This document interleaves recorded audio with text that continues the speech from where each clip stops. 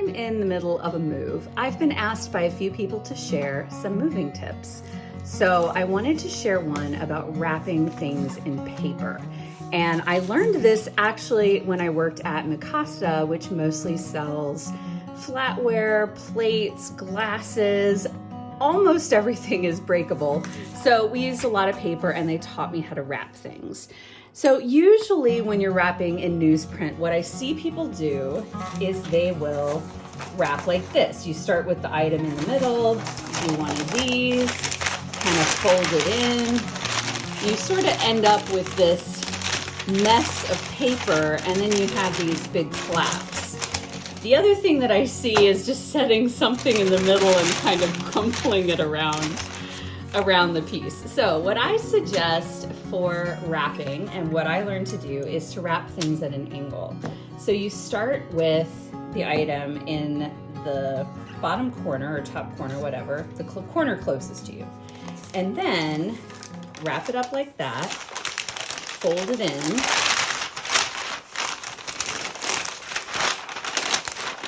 And then with smaller items, you will have some excess paper to fold back.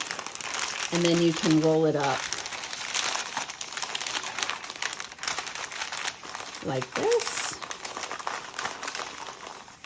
And then you can either put it in the box seam side down and it stays in a nice tight little bundle, or if you want to, you can add a piece of tape to it if you don't want it coming undone. Or if you don't want to use one piece of paper for just one thing, then you start it the same way, roll up a little bit, tuck your next item in,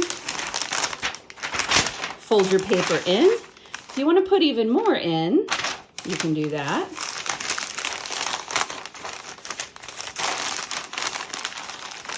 And then actually, I'll probably tuck this under that way, just so everything is tucked in. Again, the idea is to create this nice bundle that stays in place with less rumpled paper. And then to show on something that's just like a random odd size, I would use the same method. I would fold the paper corners in, fold it over, and then again, you can either store it seam side down, put a piece of tape there, or even use a little bit of shrink wrap. And if you have something you want to wrap that's too large for one piece of paper, basically what you'd end up doing is just squishing some paper down into this baking dish, is you offset two pieces of paper, like that. Same deal, start in the corner, and then you kind of treat it all as one piece of paper.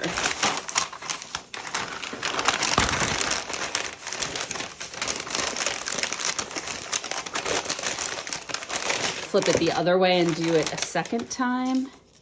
And then since this one is a little bit bigger for the paper, so we've got more like edges hanging out, I would just shrink wrap it just to keep it nice and tightly wrapped.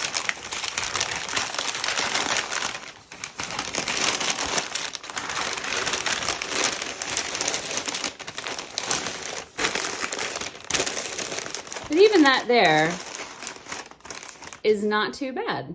So here's how I would shrink wrap it. Shrink wrap is fantastic for moving and for shipping items. If you've never used it before, it's basically like old school saran wrap. It sticks to itself. And I like to wrap things like this, both in bubble wrap and in paper, so they stay nice and wrapped. And if I'm wrapping something in bubble wrap, I'll use the same technique. Instead of trying to wrap it like this, where you end up with kind of bunches, I feel like you get more use of bubble wrap if you wrap it at an angle. And then I'll tuck it, use the shrink wrap. The bubble wrap doesn't hold its shape as well as the paper does. So I'll shrink wrap it, and for things that are really delicate, I'll make like a little cocoon of bubble wrap, and it really does protect pieces. And that's how I wrap things in paper for a move or for shipping.